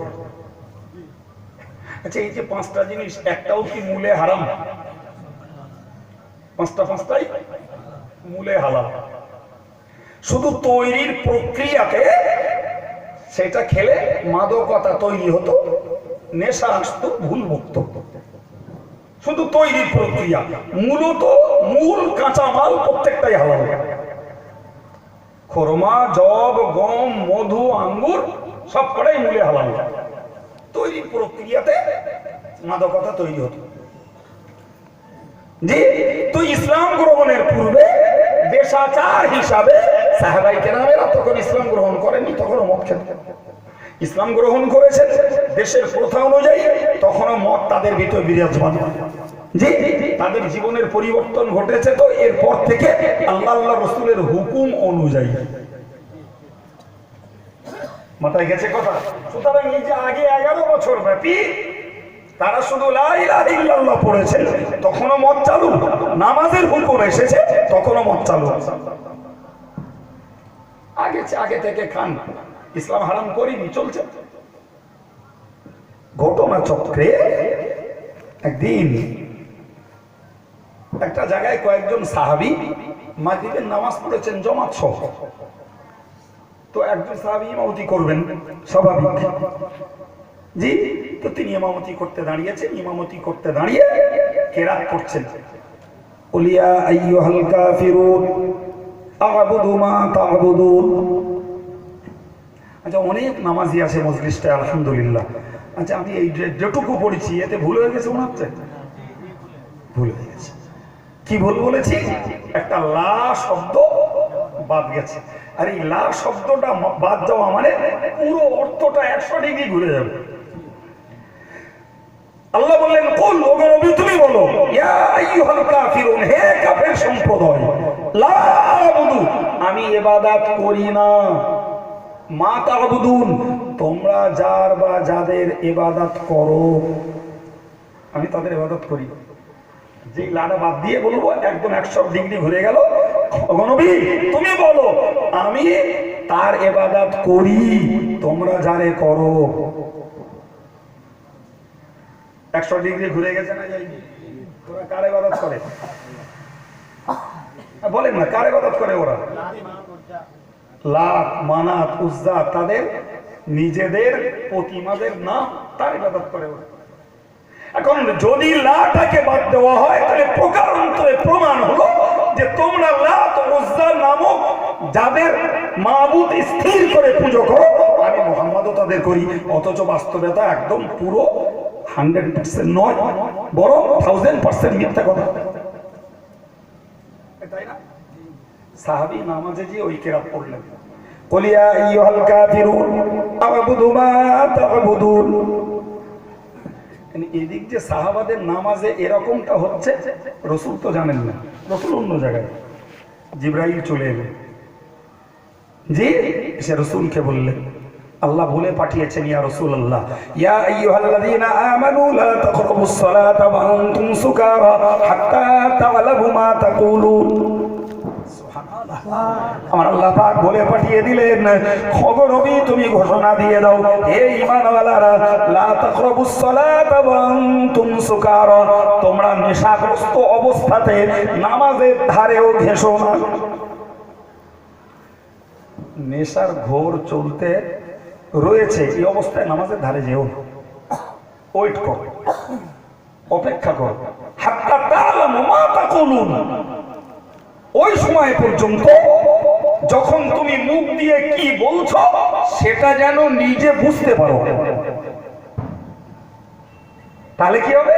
তুমি যদি ঈমান হারা কোনো কথা বলে ফেলো আর তোমার সেন্স যদি চাঙ্গা থাকে, তাহলে তুমি তোমার অপরাধ ভ্রান্তিটা বুঝে উঠতে পারবে। আর যদি বুঝতে না পারো তাহলে এই অবুদ্ধের জন্য, অবুঝের জন্য হয়তো তুমি এমন কথা বলবে তোমার ইমানের খাতরা হয়ে যাবে। আর এটা তো হওয়াই স্বাভাবিক। নেশার ঘরে মারে বউ বলে, বুড়ি মা বলে, মেয়েরা হয়তো নানি বলে, বলতেই পারে, অসম্ভব না, তো ঠিক নেই। আল্লাহ বললেন তোমরা নেশাগ্রস্ত অবস্থাতে নামাজের ধারেও যেও। কতক্ষণ? যতক্ষণ কি বলছো নিজে না বোঝো। রাসূল সাল্লাল্লাহু আলাইহি ওয়াসাল্লাম কাছে আয়াত যখন চলে এলো, সাহাবায়ে কেরামদের কাছে রাসূলুল্লাহ বলে দিলেন। জি, সাহাবায়ে কেরামদের কাছে বলে দিতেই একটা বিরাট চাঞ্চল্যকর প্রতিক্রিয়া তৈরি হলো। এটা খুব ভালো করে মাথায় নেন ভাই। সাহাবারা এখন 5 ওয়াক্ত নামাজে অভ্যস্ত, আর এদিকে খোদার হুকুম নেশা করে নামাজে যেও না। এখন মনে করুন জোর পড়ে খাবে, কি খাবে? ভাত, রুটি, মদ রে বাবা। জোহর পড়ে যদি মদ খায়, হারগিজ আসরের আগে ঘোর কাটবে না। আসর পড়ে খাবে, মগরিবের আগে কাটবে না। মগরিব পড়ে খাবে, এশার আগে কাটবে না। এশা পড়ে খাবে, ঘুমের ঘোর, মদের ঘোর, ফজরে ওঠা যাবে না। বড় জোর খাবার একটু লম্বা সময়, ফজর তো জোর। সাহাবাদের ভিতরে টানা পড়েন শুরু হলো। মদ ত্যাগ করে নামাজ ধরে রাখবো, না নামাজ ত্যাগ করে মদ খাবো? জি আল্লাহ শুকরিয়া, তাদের ইমানের কত মজবুতি, ইমানের কত ফয়েজ, ইমানের কত জজবা, ইমানের কত প্রতিভা। জি সাহাবায়ে কেরামেরা স্থির সিদ্ধান্ত নিলেন নামাজ ত্যাগ করা যাবে না। জোরে সরে বলেন, মদ ত্যাগ করা যাবে, নামাজ ত্যাগ করা যাবে না। আলহামদুলিল্লাহ, যেটা তাদের মাদকতার জিনিস, নেশার জিনিস, জি নামাজের প্রতি তারা এত প্রেম মুগ্ধ, এত ভালোবাসায় বিভোর, তারা মদ ত্যাগ করে দিলেন। অক্তে অক্তে ফাঁকে ফাঁকে মদ খেয়ে নেশা কাটানো যাচ্ছে না, বলে নামাজ পড়া যাবে না, কিন্তু নামাজ ত্যাগ করা যাবে না। মদ বাদ দিয়ে ফেললেন প্রচুর পরিমাণে সাহাবায়ে কেরাম। আল্লাহ এখনো হারাম করেনি, এবং বুঝতে পারেননি আল্লাহ এখনো হারাম করেনি। শুধু আল্লাহ বলেছেন যে নেশাগ্রস্ত অবস্থায় নামাজ পড়ো না। অতি বুঝে নিয়েছেন নেশা করলে নামাজ বাদ যাবে। বহুত সাহাবীরা আপনি কি ছেড়ে দিলেন, সুবহানাল্লাহ, তাদের ইমানদারিত্বের ফলাফল। কিছু সাহাবীরা ওই ফজর টু জোহর খাচ্ছি, জি তো ভাই একটা সময়ে মদ তো হারাম হয়েছে। জি আশ্চর্যজনক ব্যাপার, একদিন কতিপয় সাহাবী এক জায়গায় বসে মদ পান করছে। মদ পান করছে মানে ব্যাপারটা এরকম, কেতাবে যা লেখা আছে যে একজন সাহাবী কিছু তার খুব কাছের, যারা খুব হৃদয়ের মানুষ, এরকম কিছু মানুষকে মদ খাওয়ার দাওয়াত দিচ্ছে। আরে আমাদের দেশে হয় কিরকম হয় ভাই, যাদের খেজুরের রস আছে, বন্ধু বান্ধব বলে যাস আমাদের বাড়ি একটু খেজুরের রস খেয়ে আসিস, এরকম বলে না? বলে না? আরে যা তাদের এলাকাতে তালের রস আছে, বহু জায়গায় নেই, তো কোনো পরিচিত মানুষ থাকলে বলে একদিন সময় করে যেটু তালের রস খেয়েছ। তো সাহাবী দাওয়াত দিয়েছেন বাকি কিছু সাহাবীদেরকে মদ খাওয়া। তুই যখন সাহাবাদের দাওয়াত দিচ্ছে 7 দিন মতন মদ তৈরি করেছে, ও তো কিনতে হয় না, কিন্তু সকল বাড়ি বাড়ি তৈরি হতো, তো কলসি ভরা মদ। একজন ডিস্ট্রিবিউটার তিনি সব দেখছেন, বাকিরা গ্লাস ধরে বসে আছেন, কারোর খাওয়া হয়ে গেছে, কারোর হয়তো পাত্রে দুডক মেরেছে, বাকিটা রয়েছে। আর যিনি খালিন্দার বিতরণ করছেন তার পাত্রে রয়েছে, বাকি যে যা চাইবে দেবে। এক মোমেন্ট ঠিক এরকম একটা সময় একজন লোক এলেন, এসে বললেন মদ হারাম হয়ে গেছে। বাস এতটুকু বার্তা। একবারও জিজ্ঞাসা করেনি ও ভাই তোমার বাড়ি কোথায়, তুমি কোন গোত্রের লোক, তোমার নামটাই বা কি? মদ হারাম হয়েছে বলছো আল্লাহ করেছেন না নবী করেছেন? কখন তুমি কার কাছ থেকে শুনে এলে? এক বিন্দু কোনো প্রশ্নের কথা কেতাবে উল্লেখ করা নেই, কানে শুধু পড়েছে মদ হারাম হয়ে গেছে। আল্লাহু আকবার। ওই সাহাবায়ে কেরামেরা যারা যে অবস্থাতে ছিলেন, যিনি খাদিমদার তার পাত্রে যতটা মদ ছিল অন্যকে দিচ্ছিলেন, ওখানে স্টপ করে দিলেন। যার হাতে গ্লাসে মদ ছিল যতটা খেয়েছেন বাকিটা রয়েছেন, তিনি তাড়িয়ে তাড়িয়ে খাচ্ছিলেন, ওই পর্যন্ত স্টপ। যতবার কানে শুনেছেন মদ হারাম হয়েছে, ওই অবস্থায় হাতের পাত্র ঢেলে দিয়ে তৈরি মদগুলোকে উপর করে দিয়েছেন। ইমাম বুখারী লিখেছেন, হাত্তা জাররাত ফি সিকাকিল মদিনাতি, মদিনার গলি গলি রাস্তাগুলো দিয়ে সেদিন মদের স্রোত বয়ে চলেছে।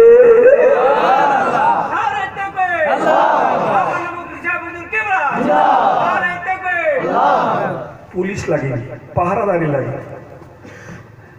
ঔষধ খাওয়ান, গোপনে মদ ছাড়ান, অ্যাড দেওয়া লাগে।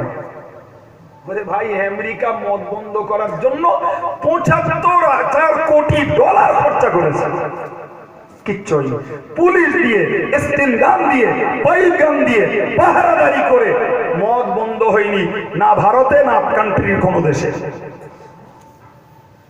জি, আমাদের জোয়ান জোয়ান ছেলেগুলো এরা যা মদ খাচ্ছে, মুরব্বীগুলো যদি জানতো যে যুবকগুলো কি পরিমাণ কোরেক্সটিনে খাচ্ছে, এদের মাথা বিগড়ে যাবে।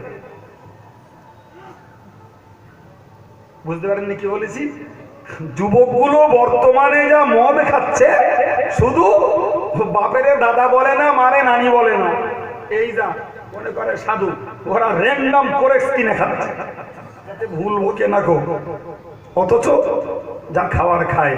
প্রসঙ্গত একটা হাদিস বলেই ফেলি, এমনি মাজার শরীফের একটা হাদিসে এসেছে, রাসূলুল্লাহ বলেছেন, যে যুগের লোকেরা খাবে মদ, নাম দেবে ভিন্ন, ওই যুগের লোকেদের আল্লাহ এমন এমন রোগ দেবেন যে রোগের নাম তারা খুঁজে পাবে না, এর আগে শুনিওনি। আপনি বলুন দিন, কোথায় ডেঙ্গু, কোথায় ক্যালকাটা ফিভার, জি ভাই, কোথায় চিকনগুনিয়া, কোথায় এইডস, জি এসব রোগ মুরব্বীগুলো জিজ্ঞেস করুন দিন, তাদের জোয়ানকালে এসব শুনিল কি? জিজ্ঞেস করুন, শুনিল মনে হয়?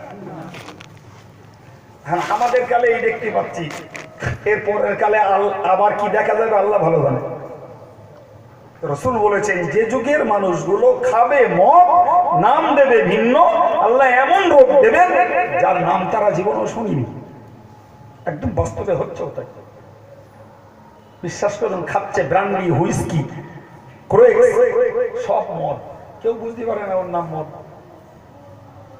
যাদের গাঁঠি বল আছে, ব্র্যান্ডি আর হুইস্কির বোতল খাচ্ছে ১,৫০০ ২,০০০ টাকা করে একটা বোতলের দাম। যাদের গাঁঠির বর কম, ওই ৩০-৩৫ টাকা দিয়ে কিনে খাচ্ছে কোরেক্সের বোতল, ওই দাম ঢেলে দিচ্ছে, আর দেওয়াটা হদল কুতকুতে মতন হবে। জি খোদা জানে, যদি কেউ থেকে থাকে তার মিটারের পারদ চড়ে যাচ্ছে। জি মगर करने का तो कुछ नहीं। ওগো ভাইরা আমার, আমি আপনাকে বিনয়ের সঙ্গে বোঝাতে চাইছি, এবার বুঝুন। সাহাবায়ে কেরামেরা সেদিন মদগুলোকে হাত থেকে ঢেলে দিয়েছেন। ইমাম বুখারী লিখেছেন, হাত্তা জাররাত ফি সিকাকিল মদিনাতি, মদিনার গলি গলি রাস্তাগুলো দিয়ে মদের স্রোত চলেছে।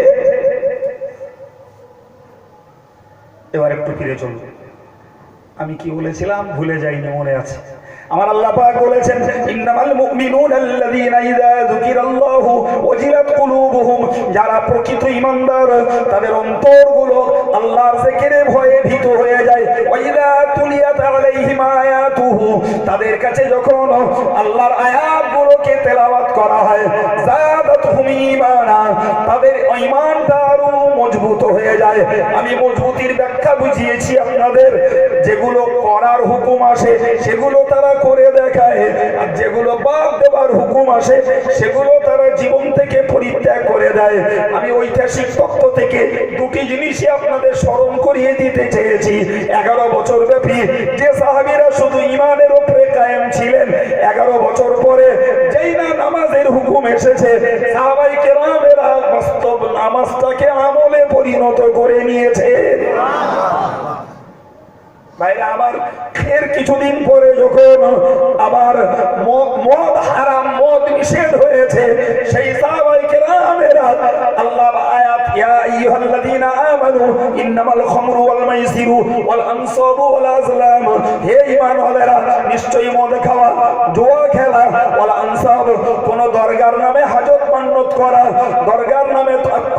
দরগার নামে হাজত মান্নত করা, ওয়াল আজলাম তাস পয়সা লটারি খেলা, রিজসুম মিন আমালিশ শাইতান, এইগুলো নাপাক এবং শয়তানের কাজ, ফাজতানিবু ওইগুলোকে পূর্ণ মাত্রায় পরিহার করো।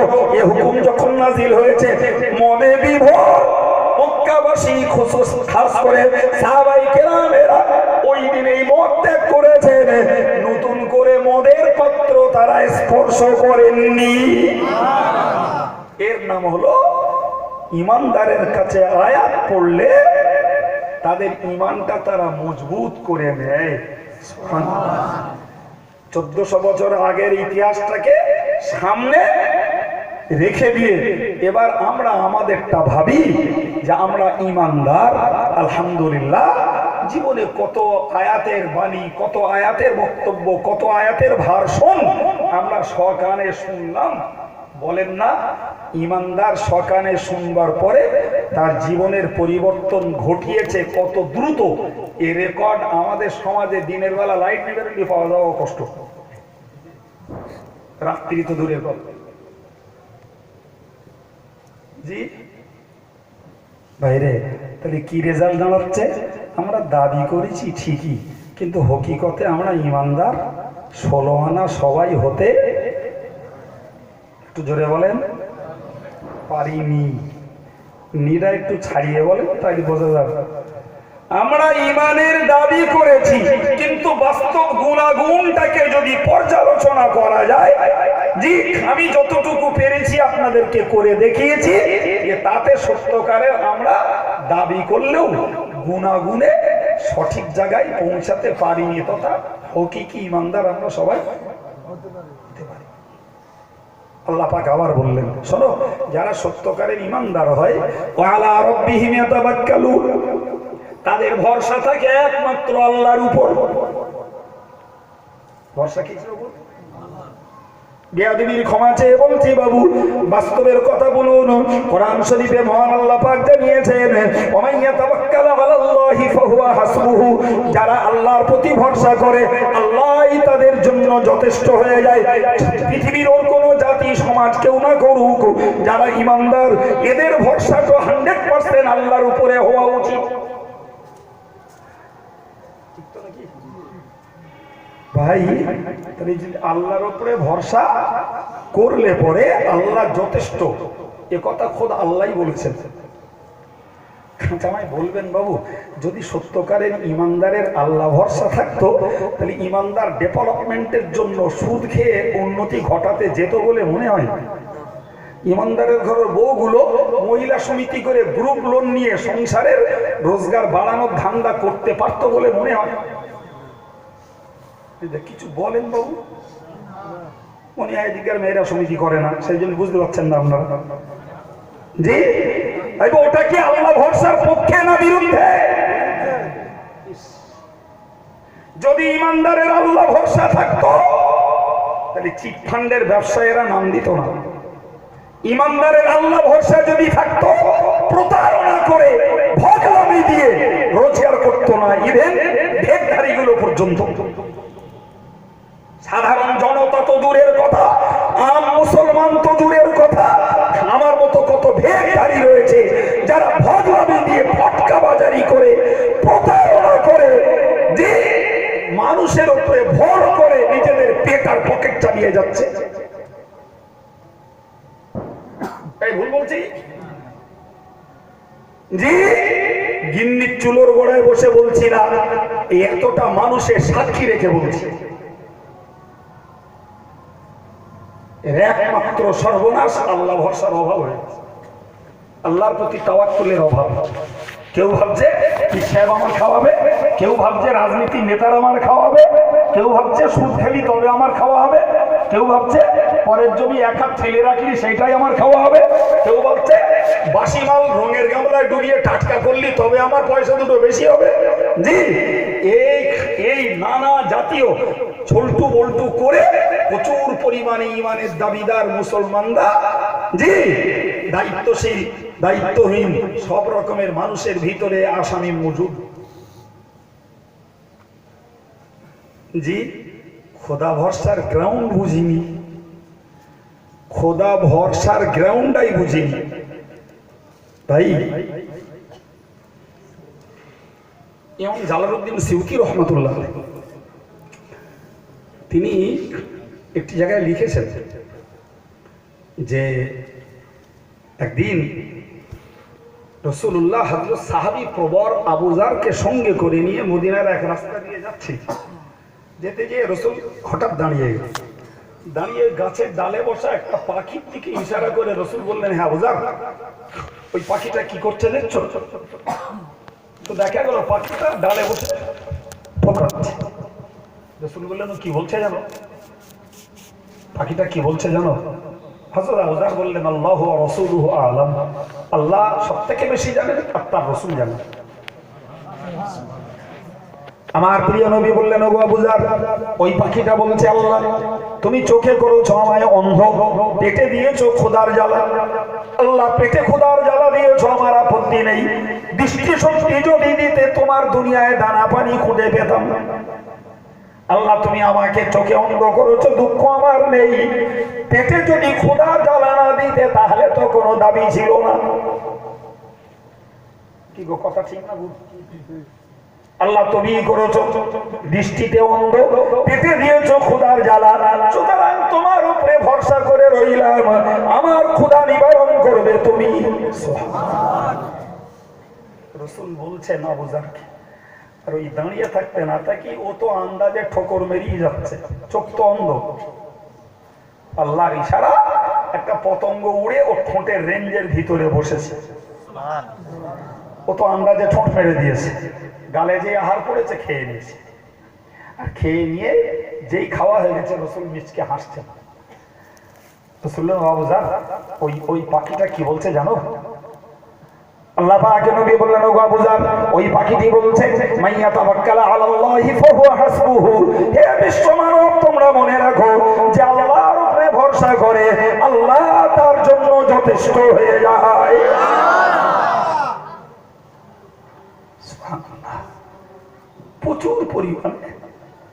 প্রচুর পরিমাণে আল্লাহ ভরসার তথ্য মজুদ। অনেকদিন আগের কথা, একদিন একটা বইতে দেখছিলাম, বইটার নামও আমার খেয়ালে আছে, জি, তো বইটা আমার কাছে আছে কিনা সেটুকু মনে নেই। বইটার নাম আছে রওজাতুর রিয়াহিন, একটা বই। তো এই বইতে একটা ঘটনায় পড়ছিলাম, বাসরার একজন ব্যবসায়ী, সে বেচারা তার ব্যবসার মাল সামান নিয়ে বার হয়েছে, শাম দেশে ব্যবসা করতে যাবে, বুঝতে পারছেন? আর ব্যবসা করতে যাওয়ার পথে যেতে যেতে এক জায়গায় দেখে একটা জঙ্গলের পাশে এই চার পাই নেই, একদম বিকলাঙ্গ পঙ্গু একটা শিয়াল শুয়ে আছে, বা শিয়াল জাতীয় কোনো প্রাণী, তো চার পাতার নেই। নিয়ে বেচারা ব্যবসায়ী যাওয়ার সময় দেখছে যে চার পা নেই, অথচ চেহারাটা একদম নাদুস নুদুস, খুব সুন্দর। এর মাথায় হট করে খেলে গেছে, আচ্ছা এই চার পা নেই মানে তো হাঁটা চলা দৌড়াদৌড়ি কিচ্ছু করতে পারে না, এই চেহারাটা এত ডেভেলপমেন্ট কি করে হয়? তো মাথা ঘুরে গেছে, ও নিশ্চয়ই খায়, না খেলে আর সুন্দর চেহারা হয় কি করে? কিন্তু খাবে কি করে? তোর তো পা নেই, পঙ্গু। এ বেচারা সে ব্যবসা করা বাদ দিয়ে সেখানে দাঁড়িয়ে যে ও ওয়েট করছে, দেখি কি করে খাওয়া হয়। দেখছে সন্ধ্যা প্রায় ঘনিয়ে এসেছে, এক নেকড়ে ওর খাবারের জন্য একটা শিকার ধরেছে জঙ্গল থেকে, আর ধরে ওর মতন ও খেয়ে বাকি অংশটা গালে করে নিয়ে শিয়ালের মুখের কাছে দিয়ে ও আবার নীরব নিস্তব্ধ জঙ্গলের ভিতরে চলে গেছে। এই বেটা পঙ্গু শিয়াল শুয়ে শুয়ে একদম তাজা গোস্ত খাচ্ছে। কেসটা বোঝা গেছে কি? আর এর তখন মাথায় খেলেছে কি সর্বনাশ, এই যদি শুয়ে পড়ে তাজা গোস্ত খাইতে চেহারাতে এমনি নাদুস নুদুস হবে। তো শিয়াল একটা অপান্তেও প্রাণী, ও যদি শুয়ে তাজা গোস্ত খেতে পায় তাহলে আমি আশরাফুল মখলুকাত, সৃষ্টির শ্রেষ্ঠ আমি, আমার কেন খেটে খেতে হবে? হ্যাঁ, ব্যবসা আর করবো না, যা মাল সামান ছিল কুড়িয়ে নে বাড়ি। আর বাড়ি দিয়ে মাল সামান গুলো রেখে নে দে, সময় মতো নামাজ পড়ে আর আল্লাহ আল্লাহ করে, আল্লাহ খেতে দিলি খাবে নাইলে। একদিন চলে গেছে, কোনো খাবার না, শুধু ঘন পাকে বলে আল্লাহ তুমি শিয়ালকে খাওয়ালে আমায় খাওয়াবে না। দ্বিতীয় দিন চলে যায়, কোনো খাবার না। জি ভাই, শরীয়তের মশলা শুনুন, কতটা পরিমাণ খাওয়া প্রতিটি সাবালেক সাবালিগা নারী পুরুষের জন্য ফরজ, যতটা খেলে দাঁড়িয়ে আল্লাহর ইবাদতটা করতে পারে। বলুন সুবহানাল্লাহ। আর বাকি তিন পেটকে তিন ভাগ করে, এক ভাগ খাদ্য, এক ভাগ পানি, এক ভাগ খালি, এটা সুন্নত। আর আমি নিজে নিজে আন্দাজ করছি যে এতটা খেলি আমার বদ হজম হতে পারে, ওই খাওয়াটা হারাম। পেলুন থালে দিলুম গালে কে সরাম না ভাই, এটারও ইসলামের হুকুম রয়েছে। ওর যখন দুদিন পেরিয়ে গেছে খাওয়া নেই, তখন তো দাঁড়িয়ে নামাজ পড়ার মতন সক্ষমতা আস্তে আস্তে হারিয়ে যাচ্ছে। তখন আল্লাহর কাছে খুব মিনতি করেছে, আল্লাহ আমি তো দাঁড়িয়ে নামাজ পড়তে অক্ষম হয়ে পড়ছি, এখনো তোমার পক্ষ থেকে আমার রুজি এলো। কেতাবওয়ালা লিখেছেন ওই সময় একটি দৈবী বাণী আকাশ বাণী ওর কাছে চলে এলো, ওরে ওরে আমার বান্দা তুমি ভুল বুঝেছো, আমি তো তোমাকে বসিয়ে খাওয়াবো না বান্দা, তোমাকে আমি দুটি প্রাণী দেখেছি, তা তুমি দেখেছো, একদিকে দেখেছো পঙ্গু শিয়াল, আর একদিকে দেখেছো কর্মঠ নেকড়ে।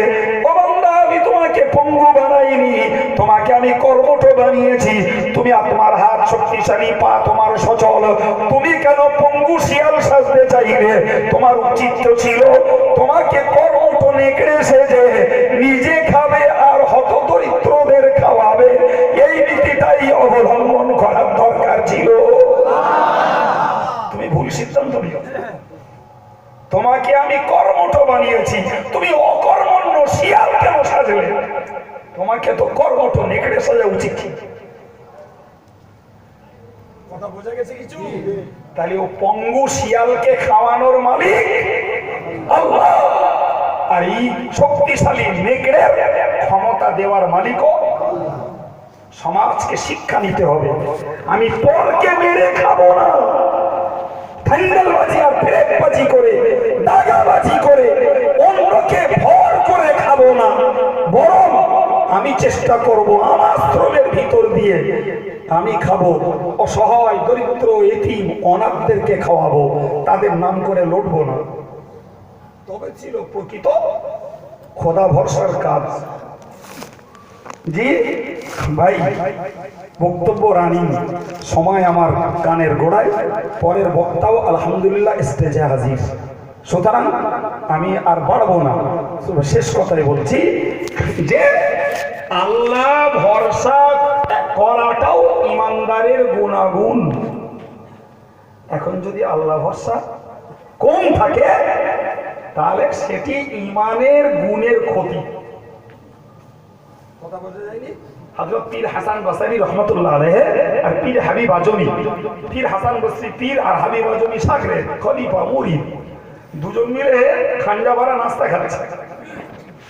জি, খাঞ্জা ভরা নাস্তা খাচ্ছে।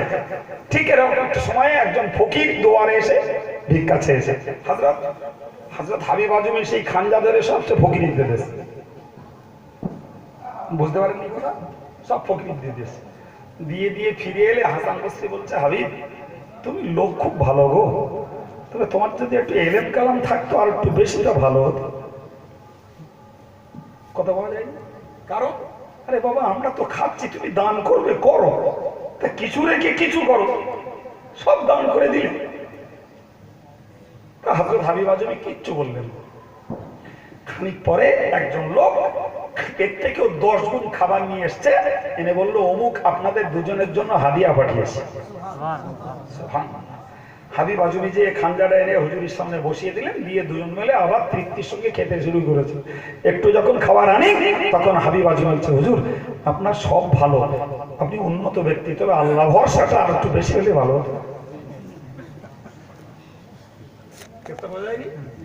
হ্যাঁ, সব পীর মুরিদের খেলা, ও নিয়ে সমালোচনার জায়গা নয়, ওটা আলাদা স্তরের ব্যাপার, আমার ব্যাখ্যা দেওয়ার অবকাশ নেই।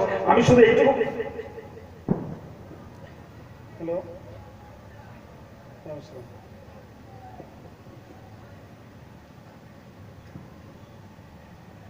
আচ্ছা ঠিক আছে,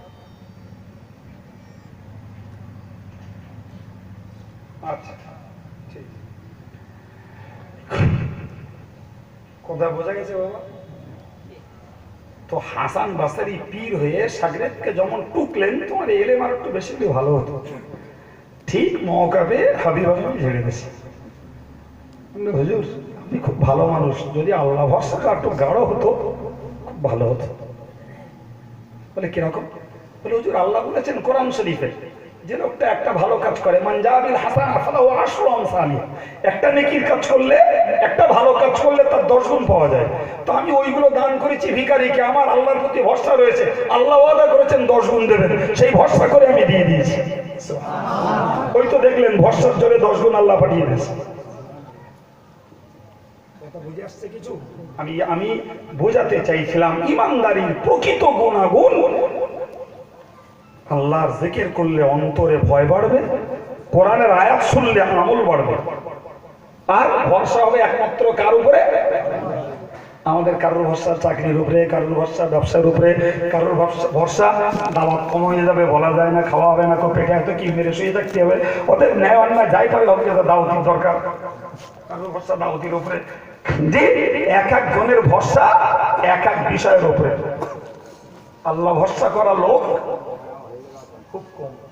জি, ইভেন রোগী হয়ে ভরসা ডাক্তারের উপরে, সারা জীবন শুয়ে আসছে, রোগ দেয় আল্লাহ, সারায় আল্লাহ। জি, যেই রোগ এলো ডাক্তারবাবু তোমার ওষুধ না খেলে আমার বাড়ি কোনো রোগ সারে না, এই বলার লোক আছে না? নেই, একদম একদম। জি ভাই, নিখুঁত করে খুঁটে খুঁটে বলার মতন অবকাশ নেই, যা বলেছি জ্ঞানীর জন্য যথেষ্ট। জি, আল্লাহ মৌকা আবার কখনো মিলালে তখন দেখা যাবে এতগুলো তাজা ব্রেন এদের কাছে কোরআন হাদিসের কিছু সূক্ষ্ম বিষয় দেয়া যায় কি।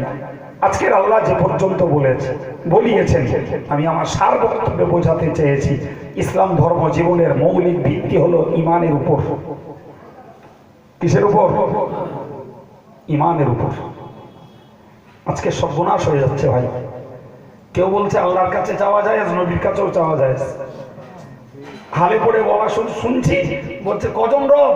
বলছে একজন। বলছে আমার রব দুজন, আল্লাহ রব আর রসুল রব। কেউ বলছে রসুল খাওয়ায়, এই হালের কথা বলছে। আমার মতন ভেগদারি মঞ্চ কাঁপিয়ে, দাম প্রচুর, জনতা মঞ্চ করছে, দাম যত বেশি তত মাল ভালো হওয়া স্বাভাবিক। জি, দাম কম হলে মালের মান কম হয়। জি, অথচ কথাগুলো এমন হচ্ছে, জি মজলিসে বসে ইমান, আমল, পরকালের ভয়, জাহান্নামের ভয়, জান্নাতের আশা নিয়ে বাড়ি যাওয়ার তুলনায় ইমান ওয়ালারা ওয়াজ শুনে বেঈমান হয়ে বাড়ি যাচ্ছে। তাই কি বলেছি শুনতে পাননি? রসুল রব কথা বলেন, রসুল খাওয়ায়, রসুলের কাছে চাইলে পাওয়া যায়। কি চ্যাম্পিয়ন করে বলছে, বলছে রসুল যার ইচ্ছা তারা জান্নাত দিতে পারে। তারা আল্লাহর অধিকার আর কি থাকলো? জি, দেশের আবেগ ভরা জনতা হাজার হাজার টাকা দিয়ে ইমানের পরিবর্তে বেঈমানির বেসাথী করে বেড়াচ্ছে। আল্লাহ বুঝ দেন, হেফাজত করুন, বলুন আমিন। বিদায় নব বাবু, উঠেছি, শুরু করেছি, আল্লাহ যতক্ষণ নসিবে রেখেছেন বলেছি।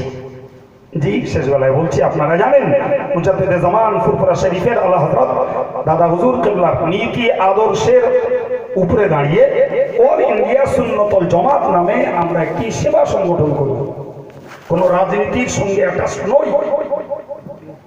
আমাদের কাজ ন্যূনতম ক্ষমতায় মানুষের সেবা দেওয়া, চক্ষু চিকিৎসা, বস্ত্র বিতরণ, পুস্তক বিতরণ, এগুলো করা হয়েছে। জি, ভাই আজকে দীর্ঘ 17 বছর ধরে মুজাদ্দিদে জামান দাদা হুজুর কেবলার মতাদর্শের উপরে বঙ্গনুর নামীয় পত্রিকাটা চলে আসছে, যাতে শিক্ষিত শিক্ষিতা সমাজের জন্য সে ক্লাস 4 পাস করা হোক, তবু ইসলামী রেনেসাঁস রয়েছে, তার ভিতরে ইসলামের জাগরণ রয়েছে। যারা পড়েন তারা বোঝেন, যারা পড়েন না ভাই তারা হয়তো বিষয়টা সম্পর্কে এখনো অন্ধকারে আছেন। পারলে পড়ুন, লাভ পাবেন। 5 টাকা দাম, সপ্তাহে 1 কাপ চা কম খালি একটা পত্রিকা কেনা যাবে, পরিবারের সবাই মিলে পড়া যাবে। মসলা মশাইল, কোরআনের তাফসীর, হাদিসের ব্যাখ্যা, ইসলামী ফেস্টিভ্যাল গুলো তা থেকে জানা যাবে। পড়বেন, অনুরোধ করছি। আমাদের সব থেকে বড় আপসহীন প্রচেষ্টা, আজ আজিকাল থাকবো না জি ভাই, এক্ষুনি আমাদের বিরাট ধরনের সংগ্রাম। আমরা কেজি স্কুলের প্যারালাল কেরল মডেল স্কুল চালু করে মুসলিম ঘরের বাচ্চাগুলোকে ইসলামী আদর্শের সঙ্গে মডার্ন শিক্ষায় শিক্ষিত করতে চেষ্টা করছি। দেশময় পয়সাওয়ালা ঘরের ছেলে মেয়েগুলো সব কেজি স্কুল, সকালবেলা জীবনের শুরু, প্যান্ট পরা, শার্ট গায়ে, গলায় খ্রিস্টানের টাই। মুসলমানের ঘরের বাচ্চার লেখাপড়ার যাত্রা শুরু। লোয়ার লেভেল থেকে আবার আপার লেভেলে গেল, এবার ক্লাস 5-এ গেল, মাধ্যমিকে পরীক্ষা দিল, 3টে সাবজেক্টে স্টার নাম্বার নিয়ে পাস করলো। তার এখন উন্নত রেজাল্ট করার জন্য ডিগ্রি, মানসিকতা উচ্চ দিকে। ভাই সে ভালোভাবে পাস করলো, চাকরি পেল, জি বাপের খুশি, বাচ্চারও খুশি। একটু বলবেন বাবা, চাকরি পেল, সে সুখী জীবনযাপন করলো, সুন্দরী গৃহিণী পেল, ভালো ঠিকঠাক বাড়ি করতে পারলো, সব কিছুর সম্পর্ক 60 বছরের ভিতরে। এবার একটু বলবেন, আপনার ছেলেটা মুসলমান, আপনার ডেথ, মৃত্যুর পরে ওই ছেলেটি অনন্তকাল পড়ে রয়েছে, সে জাহান্নাম থেকে কি করে বাঁচবে, জান্নাতে কি করে যাবে, এ চেতনা, এ চিন্তা বাপ ঢোকায়নি, সে নিজেও ঢুকিয়ে নেয়নি।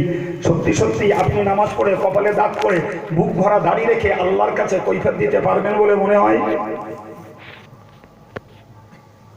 কিছু বলেন জি। দেশময় খুঁজে আসুন, ম্যাক্সিমাম ঘরের ছেলেদের হালেই। তাই আমাদের অল ইন্ডিয়া সুন্নতুল জামাতের স্বপ্ন, জি যতটুকু ক্ষমতা ততটুকু পারবো, আল্লাহর কাছে জবাব দিতে পারবো।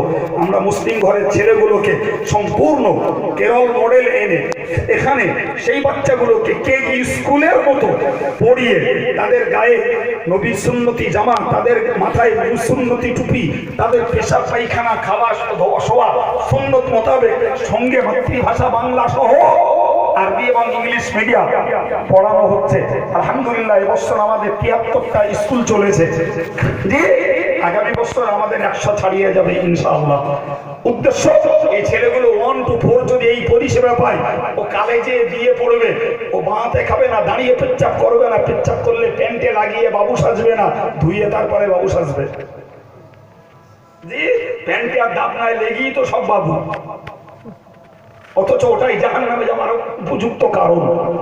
তো অল ইন্ডিয়া সুন্নাতুল জামাত কেরল মডেল স্কুল চালাচ্ছে। তৎসহ মনে রাখুন, আমরা সিলসিলায়ে মুজাদ্দিদে জামানের আদর্শের উপরে দাঁড়িয়ে আমরা মেয়েদের মাদ্রাসা চালাচ্ছি, মৌলানা বিভাগীয় মেয়েদের মাদ্রাসা। শুকরিয়া আল্লাহ, এবছরই আমাদের মেয়েরা বুখারী শরীফ পাশ করে তথা টাইটেল পাস মৌলানা হবে বেসরকারি ভাবে, যা গোটা ফুরফুরা সিলসিলায় আজও পর্যন্ত রেকর্ড নেই। এ কাজ যদি করে থাকে, জি ভাই এই সিলসিলার গোলাম হিসাবে আব্দুল কাইয়ুম রাই করে, জি অথচ পাওনা হয় আমাদের নামে, আমরা সিলসিলা বিরোধী। আলহামদুলিল্লাহ, যত ক্ষমতা আছে বলো বাবা, জবাব দিতে পারলে হবে, আমাকে দিতে হবে না। জবাব লেনেওয়ালা তো হ্যাঁ তখন আছে না, দিতে হবে। সেদিন তৈরি থাকো, দিতে হবে।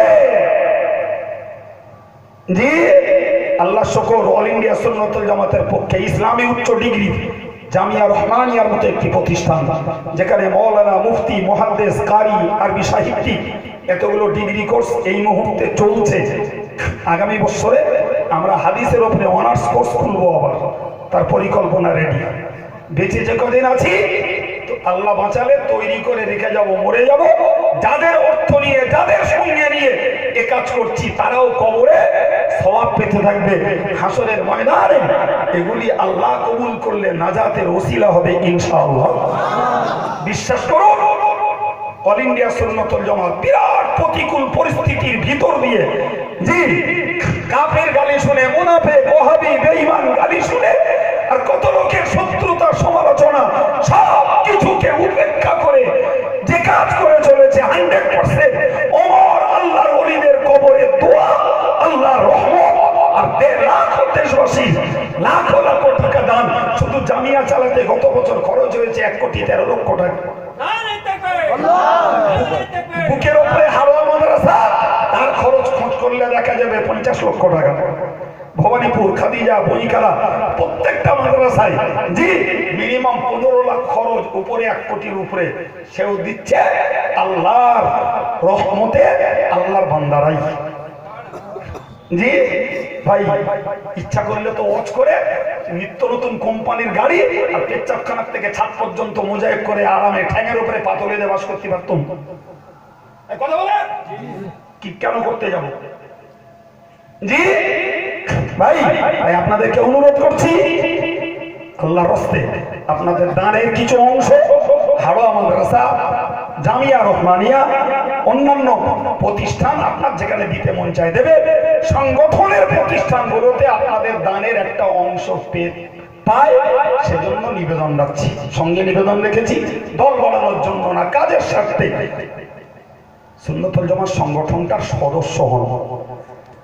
জি, বঙ্গনুর পত্রিকাটাকে পড়ুন, আল্লাহ চাইলে নিশ্চিত তার থেকে কিছু ছাঁকা জ্ঞান পাবেন ইনশাআল্লাহ। জি ভাই, মনে রাখবেন, দূর থেকে অনেক কিছু ভাবা যায়, কাছে না এলে সত্য উদ্ঘাটন হয়।